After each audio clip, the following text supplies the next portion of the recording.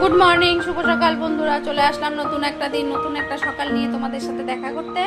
সকাল সকাল পুজো দিয়ে নিয়েছি। মেঘলা ওয়েদার, প্রচন্ড পরিমাণে গরম পড়েছে, মানে গরম লাগছে, ভ্যাপসানি গরম। দেখতেই পাচ্ছ মুখের অবস্থা, পুজো দিতে দিতে এই অবস্থা হয়েছে। মাটা নামালাম আমি আর আসল তোমাদের সাথে মর্নিংয়ের সাথে। আর এদিকে মা কিন্তু রেডি হয়ে গেছে, দেখো মা এখন পান খাচ্ছে, মা রেডি হয়ে যাচ্ছে, মা এখন বেরোবে। তো আমি এখন মাকে চা ঠা করে দিলাম, মা খেয়ে গেল। পুজো দিতে দিতে এই কাজগুলোও করেছি। আজকে প্রচন্ড পরিমাণে সব একসাথে পড়ে গেছে।